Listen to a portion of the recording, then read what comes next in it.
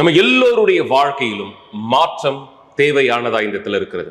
அந்த மாற்றம் எப்பொழுது எந்த இடத்துல இருந்து தொடங்குகிறது? நமக்குள்ளாக இருந்து புறப்படுகிற ஒரு தீர்மானத்தினாலே.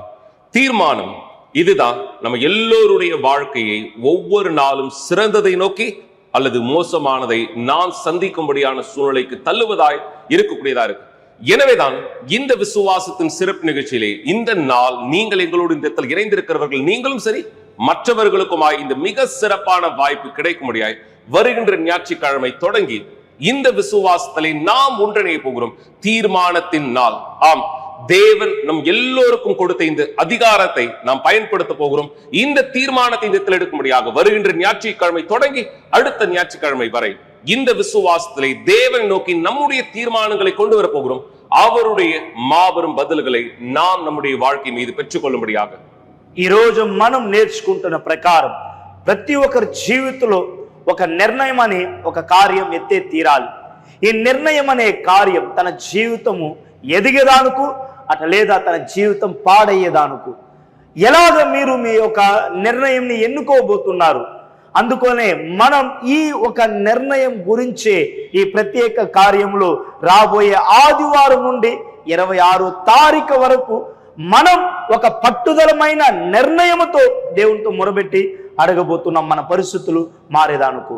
எனவே இந்த தீர்மானம் எப்படியானது நீங்க பார்க்க போகிற இந்த நபருடைய சாட்சி தெளிவுபடுத்தும். ஏன்னா நம்ம எல்லோருமே வாழ்க்கையின் ஒரு குறிப்பிட்ட தருணங்களில் தீர்மானம் எடுக்க வேண்டிய அவசியம் உண்டு.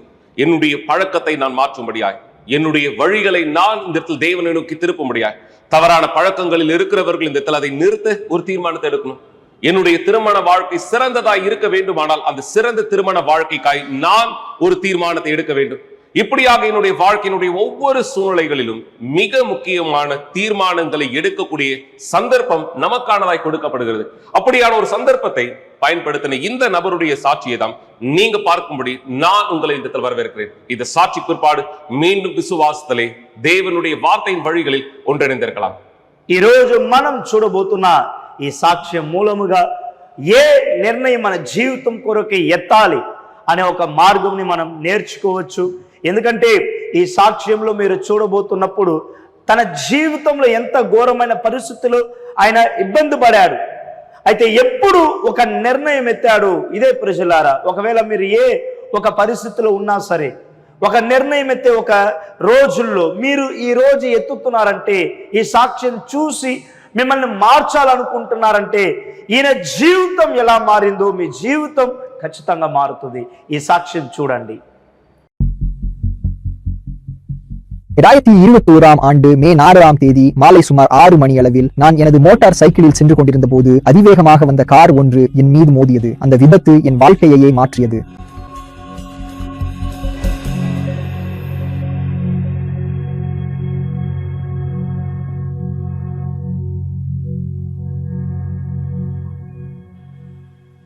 அதுக்கு முன்பு என் வாழ்க்கை முற்றிலும் ஒரு பைத்தியக்காரத்தனமாக இருந்தது. நான் பல தவறான நண்பர்களுடன் பழகினேன்.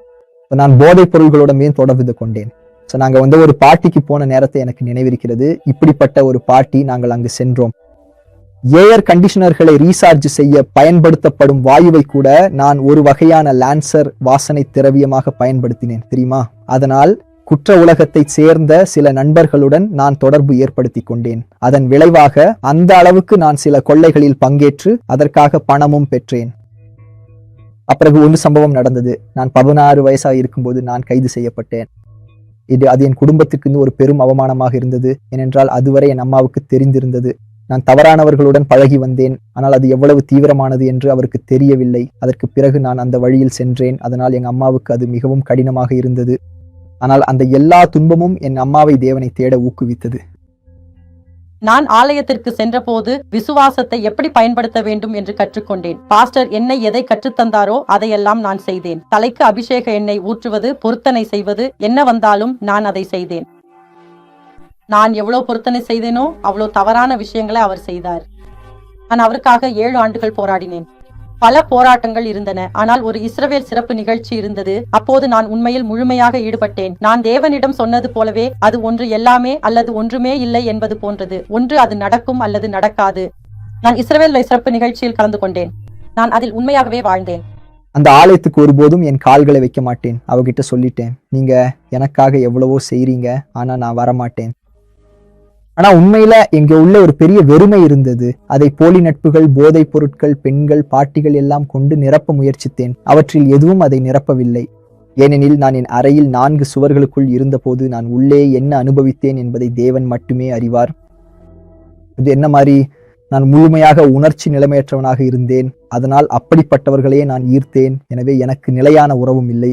சரியா புத்துவ, நான் ஒருவருடன் இங்கே, இன்னொருவருடன் அங்கே என தொடர்பு வைத்துக் கொண்டேன். அதனால் இது மேலும் மேலும் அதிகரித்தது.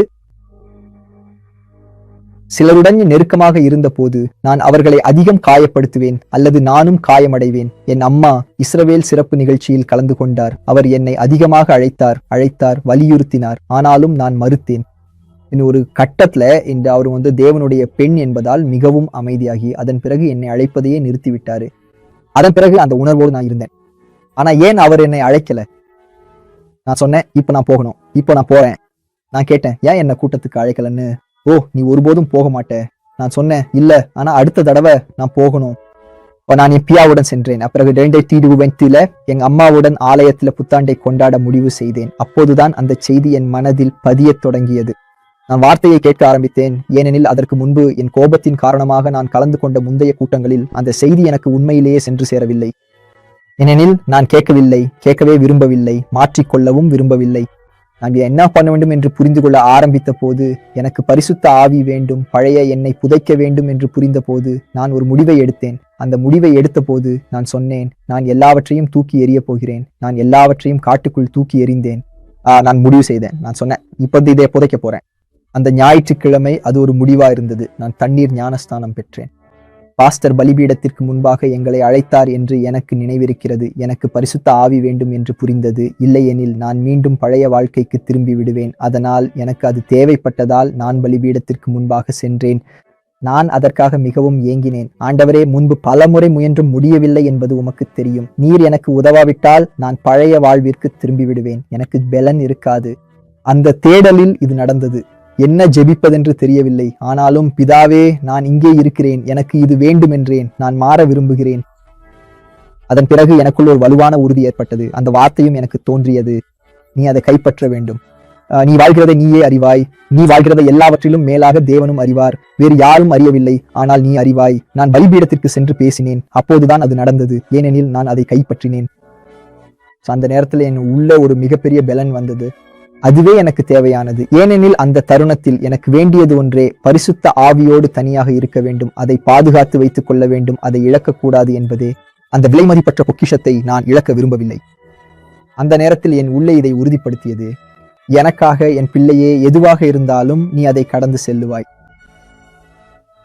அந்த நேரத்தில் நான் ஒரு சமாதானத்தை பெற்றேன். அது நீண்ட நாள் கழித்து வந்த முதல் சமாதானம். ஒரு நாள் மே 6 வரை 2021 நான் வேலை முடிந்து என் மோட்டார் சைக்கிளில் வீடு திரும்பிக் கொண்டிருந்த போது ஒரு கார் வேகமாக வந்து என்னை மோதிவிட்டது. நான் அந்த கார் மற்றும் மோட்டார் சைக்கிளுக்கு நடுவில் சிக்கிக் கொண்டேன். இந்த விபத்தில் ஏற்பட்ட தாக்கம் என் முதுகுத்தண்டு முன்னும் பின்னுமாக வேகமாக சுழன்றது. அது ஒரு விபரீதமான தாக்கத்தை ஏற்படுத்தியது. அங்கே அதன் விளைவாக என் 2 முதுகெலும்புகள் முறிந்தன. முறிந்தது மட்டுமல்லாமல் என் முதுகெலும்புகள் நொறுங்கி சிதறி தண்டுவடமும் நசுக்கப்பட்டது. இதன் காரணமாக எனக்கு இருகால் பகவாதம், பாராப்ளீஜியா இருப்பது கண்டறியப்பட்டது. எனக்கு 2 வழிகள் இருந்தன, தேவனை குறை சொல்வது அல்லது அவரை நம்புவது. ஏனென்றால் அந்த காலத்தில் நான் செய்து கொண்டிருந்த பல காரியங்களால் அந்த தவறான வாழ்க்கை முறையை வாழ்ந்து கொண்டிருந்தேன். ஆம், சிக்கலான சூழ்நிலைகள் நடந்திருக்கின்றன. ஆனால் ஒருபோதும் இப்படி ஒரு விபத்து அல்லது இது போன்றது நடந்ததில்லை. இப்போது எனக்கு பரிசுத்த ஆவி இருந்தபோது என் வாழ்க்கை மாறத் தொடங்கியது. அப்போது திடீரென இது எனக்கு நடந்தது. நான் தேவனை குறை சொல்லி இருக்கலாம். தேவனே, இதை ஏன் நடக்க அனுமதித்தீர்? ஒவ்வொரு சந்திப்பிலும் நான் சென்ற போது ஒரு தீர்வு கிடைக்கும் என்ற நம்பிக்கையுடன் மருத்துவ நிபுணர்களிடமிருந்து, டாக்டர்களிடமிருந்து சிறந்த செய்தி கிடைக்கும் என்று எதிர்பார்த்தேன். எப்போதும் ஒரே பதில்தான் கிடைத்தது, நீங்கள் இனிமேல் நடக்க முடியாது, உங்களால் மீண்டும் நடக்க முடியாது. முதல் சந்திப்பிலோ அது என்னை மிகவும் பாதித்தது. வீடு திரும்பிய நான் எசேக்கியேல் புத்தகத்தின் உலர்ந்த எலும்புகள் பள்ளத்தாக்கை பற்றிய பகுதியை திருப்பினேன். 30 நாள் பொருத்தனையை ஏற்படுத்தினேன். ஆண்டவரே, என்னை இதிலிருந்து மீட்டெடுப்பீர்கள் என்றேன். 38 ஆண்டுகள் ஊனமுற்றிருந்த ஒருவரை நீங்கள் எழுப்பினீர்கள். நான் இங்கே இருக்கிறேன், இன்னும் இளம் வயதில். ஆண்டவரே, என்னை இதிலிருந்து மீட்பீர்கள் என்று நம்புகிறேன். இது தீர்ந்துவிடும். எனக்கு எதிராக வந்த அனைத்தையும் எதிர்த்து போராடினேன். மாறாக நான் முரட்டுத்தனமாக நடந்து கொள்ளவில்லை. அதை மனதுக்குள் இல்ல, அது நடக்காது என்று எனக்கு நானே சொல்லிக் கொள்வேன். நான் எனக்குள்ள இதை நிராகரித்து விடுவேன். ஏனெனில் இந்த வாழ்க்கையை ஏற்றுக்கொண்டு வாழ கற்றுக்கொண்டால் தேவன் இனிமேல் என்னை குணப்படுத்த மாட்டார் என்று நினைத்தேன். ஆனால் ஒரு தருணம் வந்தது. அப்போது நான் ஒரு தியாகம் செய்து, உங்கள் விருப்பமே நடக்கட்டும் ஆண்டவரே என்று ஜெபித்தேன். அப்போது நான் தேவனிடம் மிகவும் உண்மையான ஒரு ஜெபத்தை செய்தேன். ஆண்டவரே, இந்த வாகன நாற்காலியில் என்னை பயன்படுத்த விரும்பினால் ஆமேன். ஆனால் இனிமேல் நான் ஒரு சுமையாக இருக்க மாட்டேன். நான் தேவனிடம் கேட்டது என் விசுவாசம் மற்றவர்களிடம் அல்ல, என்னிடம் மட்டுமே இருக்க வேண்டும், என்னை மட்டும் சார்ந்திருக்க வேண்டும் என்பதே. பின்னர் அந்த நிலை மாறிய போது நான் என்னை மீட்டெடுத்துக் கொள்ள வேண்டும் என்றும் பல விஷயங்களின் மீது எனக்கு இருந்த அந்த நம்பிக்கையையும் உந்துதலையும் நான் பயன்படுத்திக் கொள்ள வேண்டும் என்றும் புரிந்து கொண்டேன். அந்த மறுவாழ்வை நோக்கி அதை பயன்படுத்த வேண்டும். அதை பயன்படுத்தி நான் மற்றவர்களுக்கு உதவ வேண்டும். எனக்கு ரொம்ப உதவிய ஒரு கருவி. அது முழுமையாக ஆவிக்குரியதாக இருந்தாலும் நம் வாழ்க்கையின் எல்லா பகுதிகளுக்கும் பொருந்தும். அது புரிதல் என்பதே. முதல் சவால், நான் படுக்கையில் இருந்தேன். என் குடும்பத்துடன் படுக்கையில படத்தை எடுத்தேன். எல்லாம் அங்கேயே. அந்த தருணத்தில நான் தூங்கி கொண்டிருக்க முடிந்த நேரத்தில் கூட என்னை அதிகம் தூண்டிய சவால்கள் இருந்தன. அவை எனக்கு விரைவில் எழுந்து வாசிப்பை வளர்க்கவும் என் தனிப்பட்ட வளர்ச்சியை மேம்படுத்தவும் உதவின. என் ஆவியை தேவனோடு தொடர்பு கொள்ள, ஒரு கணவனாக ஒரு நாகரிக மனிதராக இருக்க எனக்கு கற்றுக் கொடுத்த சவால்கள் இருந்தன. நான் எதற்காக தயாராகி கொண்டிருந்தேன் என்று கூட எனக்கு தெரியாத விஷயங்கள் அவை. ஆனால் நான் அவற்றை பயிற்சி செய்து கொண்டிருந்தேன். என் உடல் நலம், உடல் எடையை கவனித்துக் கொள்வது, தவறாமல் உடற்பயிற்சி செய்வது மற்றும் மற்ற எல்லாவற்றிலும் கூட. மேலும் அந்த 53 சவால்களை முடித்து இந்த மறுவாழ்வு பயிற்சிக்கு பிறகு ஒரு புத்திசாலி மனிதன் தன் காதல் வாழ்க்கையில் முதலீடு செய்து சிகிச்சையிலும் பங்கேற்கிறான். அந்த தருணம் வரைக்கும் எனக்கு எந்த விருப்பமும் இல்லை. ஆனால் இந்த செயல்முறையை கடந்து சென்ற போது அது திடீரென வந்தது. பரிசுத்த ஆவி தானாகவே அங்கே போய் கேரோ டெக்கோனிசராக்கு பதிவு செய்யவும் என்று சொன்னார் என்று நம்புகிறேன். நான் இந்த புகைப்படத்தை அந்த செயலியில போட்டேன். என் மடியில் ஒரு பைபிள் என்னை முழுமையாக வீல் சேரில் உட்பட காட்டும்படி மற்றும் ஒரு சுருக்கமான, எளிமையான ஆனால் உண்மையான வாசகத்துடன் நான் ஒரு விசுவாசமானவன், தினமும் என் சிறந்த வடிவத்தை அடைய முயற்சி செய்கிறேன் என்று. அந்த நேரத்தில் நான் அந்த செயலியில் யாருடனும் பேசவில்லை. ஜனவரி 2023 டத்துவில் என்ற இடத்திலிருந்து ஒரு பெண் என் சுய விவரத்தை விரும்பினார். இதை நேர்மையை காத்திருந்த பிறகு யாருக்கும் என்னை பிடிக்காது என்று நினைச்சேன். ஆனால் பிறகு நாங்கள் பொருந்தினோம்.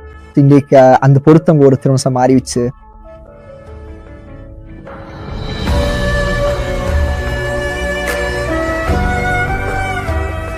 நான் கேரோட்டி கான்ஹெசர் செயலில் சேர்ந்தது சிகிச்சையில் இருந்த பாஸ்டர் அழைப்பின் மூலம். நான் ஏற்கனவே அந்த கருத்தரங்குகளில் கலந்து கொண்டிருந்தேன். புத்திசாலி காதல் பற்றி கற்றுக்கொண்டு வந்தேன். நான் கேரோட்டி கான்ஹெசர் செயலியில் சேர்ந்தது எல்லோரும் சேர்கிறார்கள் என்பதற்காக அல்ல, பலர் சேர்ந்தாலும் கூட. நான் ஒரு நோக்கத்துடன் சேர்ந்தேன். மேலும் தேவனிடம், என் தந்தையிடம் அவர் பரிபூரணமாக இருக்க வேண்டிய அவசியமில்லை. ஆனால் ஆண்டவரே, எனக்கு பிடித்ததை நீங்கள் நன்றாகவே அறிந்திருக்கிறீர்கள் என்று சொன்னேன்.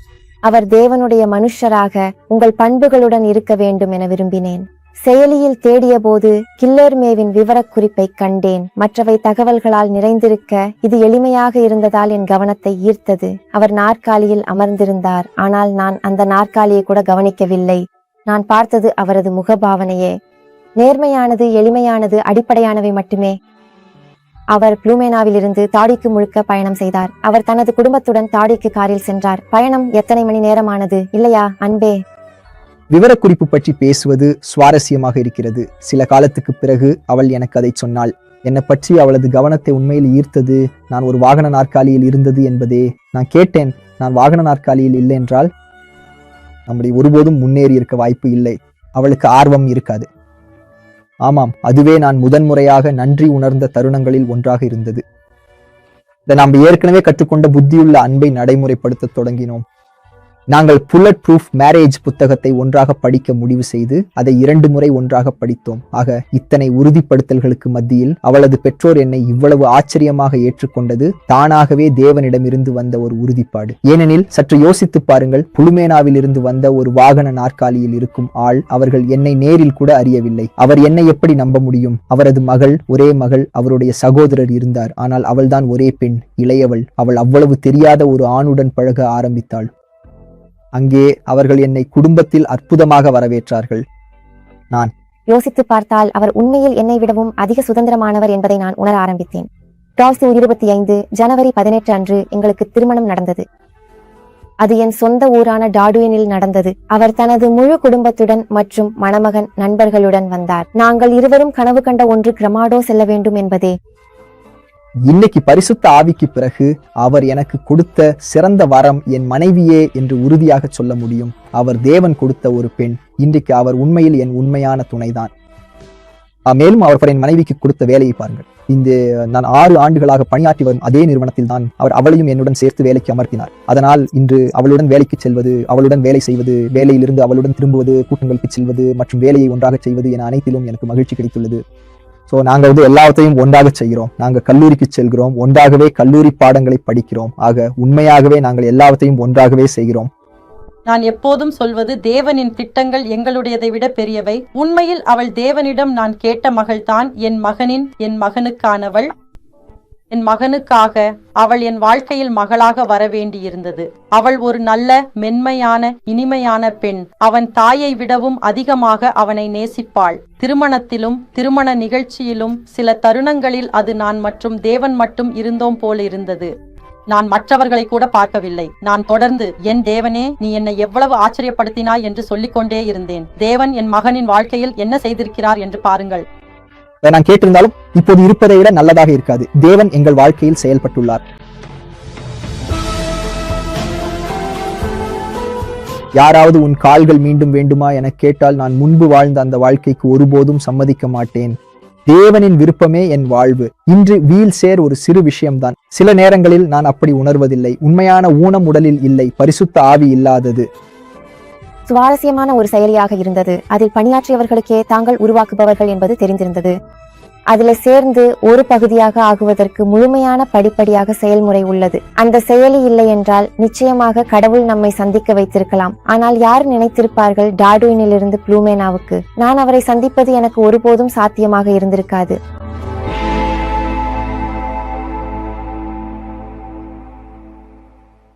மிக நிச்சயமா பாசுகிறோம். இந்த நபருடைய சாட்சி தெளிவுபடுத்துகிறது பல மக்களுடைய கேள்விக்கான பதில் எங்கிருந்து தொடங்குகிறது என்பதை. ஏன்னா மக்கள் இந்த இப்படியான கேள்வி உடையவரா இருக்காங்க. எப்பொழுது என்னுடைய வாழ்க்கை மாறும்? தேவன் எப்பொழுது என்னுடைய வாழ்க்கைக்குள்ளாக செயல்படுவார்? எப்பொழுது நான் பரிசுத்த ஆவியின் அபிஷேகத்தை பெறுவேன்? என்னுடைய குடும்பம் எப்பொழுது சிறந்ததா இந்த இடத்துல மாறும்? என்னுடைய பிள்ளைகள் எப்பொழுது இந்த இடத்துல மாறுவார்கள்? இப்படியான பல கேள்விகளுக்கு ஒரே பதிலானதை நான் உங்களுக்கு சொல்ல முடியும். தீர்மானம். இது உங்களிடத்திலிருந்து புறப்படுகிற ஒரு தீர்மானத்தை பொறுத்ததா இந்த இடத்துல இருக்கு. இந்த தீர்மானமானது தேவனை நோக்கி நாம் விசுவாசத்திலே நேர்மையான கீழ்ப்படிதலோடு இந்த இடத்தில் செயல்படுத்த தொடங்கும் பொழுது அந்த தீர்மானம் நம்ம எல்லோருடைய வாழ்க்கையில் வித்தியாசத்தை ஏற்படுத்துது. சரியா இல்லையா பாஸ்டர்? கண்டிப்பா பாஸ்டர். ஏன்னா இந்த தீர்மானத்தினுடைய இந்த ஒரு காரியம் இது அதாவது தன்னுடைய வாழ்க்கையில அவங்க எடுக்கக்கூடிய மிக ஒரு முக்கியமான ஒரு திருப்புமணியா இருக்க போகுது. ஏன்னா அவங்க எடுக்கக்கூடிய அந்த தீர்மானத்தினுடைய அந்த ஒரு சுவாரஸ்யமான அந்த ஒரு எண்ணம், அந்த ஒரு செயல் அவங்களுடைய முழு வாழ்க்கையை மாத்தது. இந்த சாட்சியில இதுதான் நாம் பார்த்தோம். ஆண்டவரே, ஒண்ணு நீங்க என்ன செய்யணுமோ செய்யுங்க, இதுதான் என் తీర్మానం அப்படின்ட்டு அவர் எப்போ ఒప్పడిచారు దేవుని எல்லாத்தையும் మాతిటారు. ఈరోజు ఇదే మనం నేర్చుకుంటున్నాం ప్రజలారా. ఒక వ్యక్తి నిర్ణయం ఎత్తితే ఎంత గొప్ప మార్పుని మనం చూడబోతున్నాం. ఇదే దేవునితో మనం అడగబోతున్నాం. ఈ సాక్ష్యం మూలంగా ఆయన ఎలా ఒక నిర్ణయంని ఆయన ఎత్తాడు, ఆ నిర్ణయం మూలముగా తన జీవితంని మార్చుకున్నాడు. ఈ రోజు మీరు ఎత్తుతున్న నిర్ణయం మీ పిల్లల జీవితమైనా సరే, కుటుంబం జీవితమైనా సరే, ఏది మీరు కోరుకుంటున్నారో ఒక నిర్ణయం ఎత్తితే చాలు. ఎప్పుడు జరగబోతుందో, దేవుడు ఎప్పుడు చేయబోతుడు అని ఆలోచించకుండా నిర్ణయం ఎత్తండి. దేవుడు తన ఎవరనేది చూపిస్తాడు. மிக நிச்சயமாக இந்த நபருடைய சாட்சி நாம் பார்த்தோம். ஒரு வீல் சேர்ல இருக்கக்கூடிய நபர். நீங்க இந்த இடத்துல உங்க வாழ்க்கை குறித்து என்ன யோசிக்கிறீங்க? உங்களுடைய நிலைமை குறித்து என்ன யோசிக்கிறீங்க? ஏன்னா பல மக்கள் இப்படியான யோசனைகள் இந்த இடத்துல இருக்காங்க. எனக்கு வயசாயிடுச்சு, இதுக்கு மேல என்னுடைய வாழ்க்கை மாற முடியுமா? இதுக்கு மேல என்னுடைய திருமணம் ஆசீர்வதிக்கப்பட முடியுமா? இதுக்கு மேல நான் இது செய்யறது சரியானதா? இதற்கு மீது நான் இந்த இடத்துல இப்படியான ஆசைப்படுவது சரியானதா? தேவன் உங்களுடைய வாழ்க்கைக்குள்ளாக நுழைந்து வேலை செய்ய நீங்கள் உங்களுடைய தீர்மானத்தை வெளிப்படுத்த வேண்டியது அவசியமானதா இருக்கிறது. எனவேதான் இந்த ஞாயிற்றுக்கிழமை 19ஆம் தேதி தொடங்கி 26ஆம் தேதி வரை இந்த விசுவாசத்தினுடைய செயலிலே நாம் தேவனை நோக்கி நம்முடைய தீர்மானத்தை அவரோடு சேர்ந்து எடுக்க நம் வழி உண்டாக்க போகிறோம். எனக்கு இங்கு இந்த நேரம் இந்த வார்த்தை இந்த இடத்துல மிக பலனான ஒரு விளக்கத்தை கொடுக்கிறது. தேவனுடைய வார்த்தை சொல்வதை நீங்க இந்த இடத்துல ஸ்கிரீன்ல பார்க்கலாம். உங்களோடு பண்ணின என் உடன்படிக்கையை ஒரு காலமும் முறித்து போடுவதில்லை. தேவன் இங்க சொல்கிற இந்த வார்த்தை கவனிங்க. உங்களோடு நான் பண்ணின இந்த உடன்படிக்கையை ஒரு காலமும் முறித்து போடுவதில்லை. தேவன் இந்த உடன்படிக்கையை தான் எதிர்பார்க்கிறார். இந்த தீர்மானம் இந்த உடன்படிக்கைக்கு நம்மை நகர்த்துகிறது. தேவனோடு சேர்ந்து நான் முடிவெடுக்கிறேன். இனியும் நான் இந்த அழிக்கப்பட்ட வாழ்க்கையில் இருப்பதில்லை. இனியும் நான் இந்த பாவத்தில் வாழ்வதில்லை. இனியும் இந்த தவறான வழிகளில் நான் நடப்பதில்லை. என்னுடைய திருமணம், என்னுடைய குடும்பம் இனியும் அழிக்கப்பட்ட ஒரு சூழலில் இருப்பதை நான் ஏற்றுக்கொள்வதில்லை. இப்படியான தீர்மானத்தை எடுக்கக்கூடிய நபராய் நாம் நம் தீர்மானத்தை வெளிப்படுத்தும் பொழுது தேவனிடத்திலே, குறிப்பாக அவரோடு நாம் இந்த உடன்படிக்கையில் இணைகிறோம். அவருடைய பதிலை நாம் நம் வாழ்க்கையின் மீது பெற்றுக்கொள்ளும்படியாக. எனவேதான் மக்களே, இந்த விசுவாசத்தில் உங்களை நீங்கள் தயார்படுத்துங்கள். எந்த தீர்மானம் உங்களுடைய வாழ்க்கையை இந்த மாற்ற தேவன் உங்களோடு கூட பேசிக் கொண்டிருக்கிறார். இந்த ஆவியில் தான் இந்த விசுவாசத்தினுடைய சிறப்பு நிகழ்ச்சியில் நீங்க ஏற்கனவே பீடத்தை ஏறினவரா இருக்கலாம், அல்லது ஏறுவராய் தன்னை தயார்படுத்துகிறவராக இருக்கலாம், அல்லது ஏற போகும்படியாய் உங்களை ஆயத்தமாக்கும்படியான வாய்ப்பும் உங்களுக்கானதாய் கொடுக்கப்பட்டிருக்கு. நீங்க இன்னும் பரிசுத்தாவின் அபிஷேகம் இல்லாதவரா இருக்கீங்களா? தீர்மானிங்க. நான் பரிசுத்தாவினால் நிரப்பப்படுவேன். இனியும் பரிசுத்தாவின் அபிஷேகம் இல்லாத ஒருவனாய் நான் இருப்பதில்லை. வெறும் ஒரு பெயருக்கான கிறிஸ்துவனாய் நான் இருப்பதில்லை. வெறும் என்னுடைய வாழ்க்கை தேவனுக்கு சொந்தமானது என்று சொல்லிக் கொள்கிற ஒருவனாய் இருப்பதில்லை. என்னுடைய முழு வாழ்க்கை தேவனுடைய விருப்பத்தின்படி நான் வாழ என் தீர்மானத்தை எடுக்கிறேன். அவர் உங்க வாழ்க்கையின் மீது அதி அற்புதமான காரியத்தை செய்ய தயாராக இருக்கிறார். தேவன் சொன்ன வார்த்தையை மீண்டும் நீங்கள் கேட்க முடியாது. நான் உங்களோடு பண்ணின உடன்படிக்கையை ஒரு காலமும் முறித்து போடுவதில்லை. அவர் மாறாத தேவனா இருக்கிறார். இந்த விசுவாசத்திலே நாம் இங்கு தேவனை நோக்கி இந்த திரும்பி அவரை நோக்கி இந்த கூக்குரலை இந்த செய்ய போகிறோம். இந்த விசுவாசத்தில் தேவன் நமக்கான பதிலை கொடுக்க இந்த విశ్వాసத்தின் కూకురలించ జెబెతల్ ఎంగలోడు ఇనయంగల్. ఈ రోజు మనం నేర్చుకున్న ప్రకారం ఇదే ప్రజలారా, ఒక నిర్ణయం. ఒకవేళ మీరు అనుకోవచ్చు, నాకు ఇప్పుడు ఏమైపోయింది, నా జీవితం ఇలా అయిపోయింది, లేకపోతే నాకు ఏజ్ అయిపోయింది, ఇలాంటి ఒక ఆలోచనతో మీరు ఉంటే చూడండి ప్రజలారా, ఒక్క నిర్ణయం మీరు ఎత్తుతున్నప్పుడు ఆ నిర్ణయం మీ జీవితంని మారుస్తుంది. మీ జీవితంని ఖచ్చితంగా మారుస్తుంది. ఎలాగా? మీరు ఎత్తుతున్న నిర్ణయం దేవునితో మీరు ఈ యొక్క మారు మనసుతో పొంది దేవునితో అడిగేస్తే ఖచ్చితంగా ఈ యొక్క వ్యత్యాసంని మీరు మీ జీవితంలో చూస్తారు. ఎన్నో ప్రజలు తన జీవితంలో తేడాని చూడాలనుకుంటున్నారు.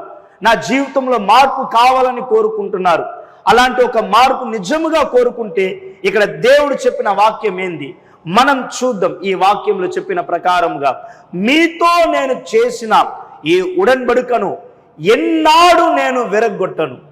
ఈరోజు దేవుడు ఏ ఉడన్బడిక మనతో చేస్తున్నాడు ఆయన విరగొట్టాడు. ఒక నిర్ణయం ఎత్తండి. దేవుని బలిపీఠం మీదగా మిమ్మల్ని సమర్పించేదానికి, అర్పణించేదానికి. ఒకవేళ ఇంకా మీరు దేవుని బలిపీఠం మీదగా ఎక్కలేదా, ఎక్కండి. దేవుడా, నేను నిర్ణయం ఎత్తుతున్నాను. ఈ నిర్ణయంతో పాటు దేవుడు చెప్తున్నాడు, మీతో చేసిన ఉడన్బడికని నేను విరగొట్టడం లేదు. అందువల్ల ప్రజలారా, మీరు దేవునితో అడిగేస్తున్నప్పుడు దేవుడు ఖచ్చితంగా ఈ పరిస్థితులు మారుస్తాడు. మనం దేవునితో పాటు ఈ 19 నుండి 26 వరకు ఈ ఒక నిబంధన ప్రార్థన మనం చేయబోతున్నాం. దేవునితో ఒక నిర్ణయం ఎత్తుతున్న ప్రార్థన కాబట్టి మిమ్మల్ని దేవునితో కలపండి, మనం ప్రార్థన చేయొచ్చు.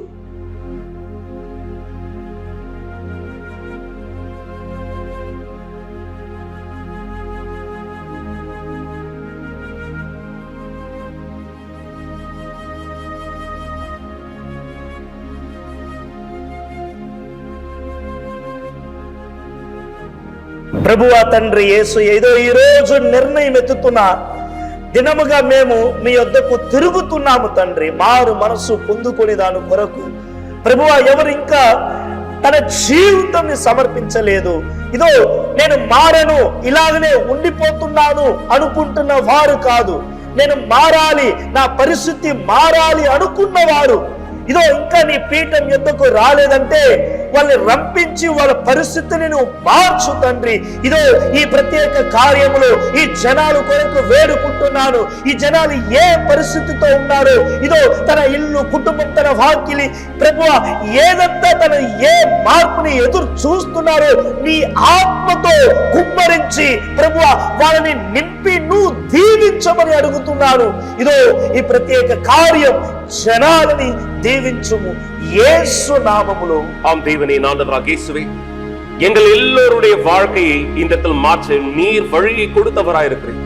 இந்த தேவனை மனுஷராகி நாங்கள் இந்த இடத்தில் எங்கள் வாழ்க்கையின் ஒவ்வொரு சிறந்ததை இந்த இடத்தில் கைப்பற்றும்படியான சந்தர்ப்பத்தை உருவாக்கி இருக்கிறேன். ஆனால் அந்த சந்தர்ப்பத்திலே நாங்கள் எப்படியான முடிவுகளை எடுக்கிறோம், தீர்மானத்தை பொறுத்ததாய் எங்கள் வாழ்க்கையினுடைய சிறந்ததை அல்லது எங்கள் வாழ்க்கையினுடைய மோசமான நாட்களை நாங்கள் முடிவெடுக்கிறவராய் இருக்கிறோம்.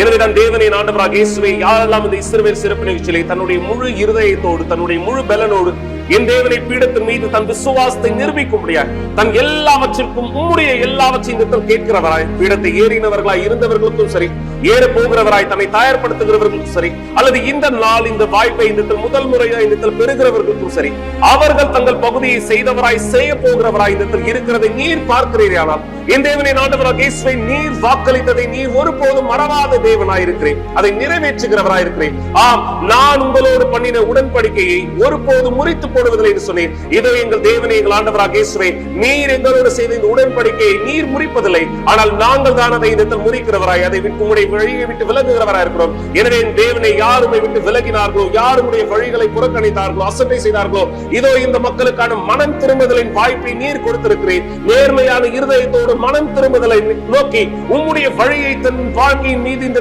காண்பிக்கிறவராய் என் யாருமை நோக்கி திரும்புகிறார்களோ அவருடைய பாவங்கள் மன்னிக்கப்படட்டும், தவறுகள் மன்னிக்கப்படட்டும், அழுக்கான வழியிலிருந்து அவர்கள் மீட்டெடுக்கப்பட்டு உம்முடைய பிரசன்னத்தினாலே புது ரூபத்தை பெறும்படி அவர்கள் மீது உம்முடைய விடுதலையை, ஆசீர்வாதத்தை, தேவனுடைய பாதுகாப்பை, ரட்சிப்பை கட்டளையிடும்படி கேட்கிறேன்.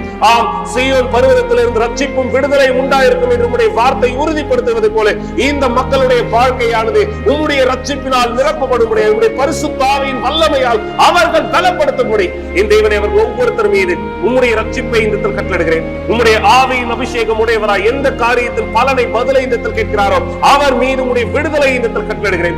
இந்த மக்களுடைய சாட்சி உம்முடைய பெயரை இந்த தொடர்ந்து மகிமைப்படுத்தும்படியாய் உயர்த்தப்படட்டும் தேவனே. இவர்களுடைய வாழ்க்கை, வழிகள், செயல்கள் எல்லாவற்றையும் பரிசுத்த ஆவியானவரே எங்கள் தேவனே உம்முடையதாய் சர்வ வல்லமையான கைகளில் ஒப்படைக்கிறோம். இதே பலனோடு உம்மை நோக்கி தொடர்ந்து இந்த பிரயாணத்திலே முன்னோக்கி செல்கிறவராய், உம்முடைய சத்தத்தை கேட்கிறவராய், என் தேவனை தன் முழுமை உம்முடைய கைகளில் ஒப்படைத்தவராய் விசுவாசத்தில் காத்திருக்கிறவர்கள் உமக்கான சாட்சிகளா இருக்கட்டும். இந்த நபர் மீது உம்முடைய ரட்சிப்பை கட்டளையிடுகிறேன். நாம் விசுவாசிக்கிறவராய் பரிசுத்த ஆவியானவரை பெற்றுக் கொள்ளுங்கள். இப்போதே இந்த எளிமையான ஜெபத்திலிருந்து தேவனுடைய ஆவி உங்களுடைய வாழ்க்கைக்குள்ள இந்த பிரவேசிக்கணும். என் தேவனே, உம்முடையவர்களை நீர் தேர்ந்தெடுக்கிறேன், நீர் தெரிந்து கொண்டவராய் இருக்கிறேன். இதோ இந்த மக்கள் மீது உம்முடைய பரிசுத்த ஆவியின் அபிஷேகத்தை ஊற்றும்படி நீர் இந்த வாக்களித்தது நிறைவேற்றும்படி கேட்கிறேன். தேவனுடைய சமாதானத்தை, தேவனுடைய சந்தோஷத்தினை, தேவனுடைய பலனை பெற்றுக் கொள்ளுங்க. மக்களை விசுவாசத்தினால் அவர் உங்களுக்குள்ளாக இந்த நுழைவதை ஏற்றுக்கொள்ளுங்க.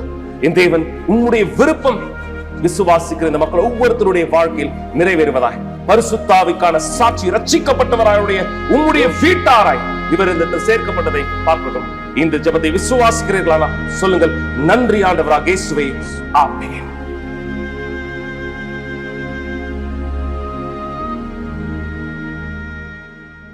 எனவே மக்களே, உங்களுடைய பகுதி என்ன என்பதை நீங்கள் தொடர்ந்து கேட்டுக் கொண்டிருக்கிறீர்கள். தேவன் உங்களுக்கான வாய்ப்பை இந்த இடத்தில் கொடுத்தவராக இருக்கிறார். அவர் தன் வல்லமையை உங்களுடைய வாழ்க்கையில் இந்த இடத்தில் வெளிப்படுத்த தேவனுடைய பீடத்தின் மீது விசுவாசத்தை காண்பிக்கும்படி ஏறினவர்கள், ஏற போகிறவர்கள், அல்லது இன்னும் தன்னை தயார்படுத்துகிறவராய் இருக்கிற நீங்கள் ஒவ்வொருவருக்கும் தேவன் இந்த சந்தர்ப்பத்தை கொடுத்திருக்கிறார். தீர்மானம் உங்களுடையது. இந்த விசுவாசத்திலே நகருங்கள். இந்த ஞாயிற்றுக்கிழமை மறக்க வேண்டாம், இது தீர்மானத்தினுடைய ஞாயிறாய் இருக்கும். மேலும் நாளை இந்த விசுவாசத்தினுடைய ஆவியிலே நாம் ஒன்றிணை போகிறோம். தேவனோடு சேர்ந்து பிசாசுனுடைய எல்லா திட்டங்களையும் நசுக்கும்படியாக இந்த விசுவாசத்தின் ஒளியின் புள்ளியின் கூட்டத்தில் தேவனுடைய வெளிச்சம் உங்கள் வாழ்க்கையில் பிரகாசிக்கட்டும். நாளை மீண்டும் சந்திக்கலாம். தேவன் உங்களோடு கூட இருப்பாராக. కాబట్టి ప్రజలారా, ఈ రోజు మనం దేవునితో చేసిన ఈ మొరబెట్టుదా, మీరు ఇంకా ఎవరు దేవుని యొక్క పీఠం మీదగా ఎక్కలేరు, మీరు ఎవరు దేవుని పీఠం మీద ఎక్కారు, నిర్ణయం ఎత్తండి.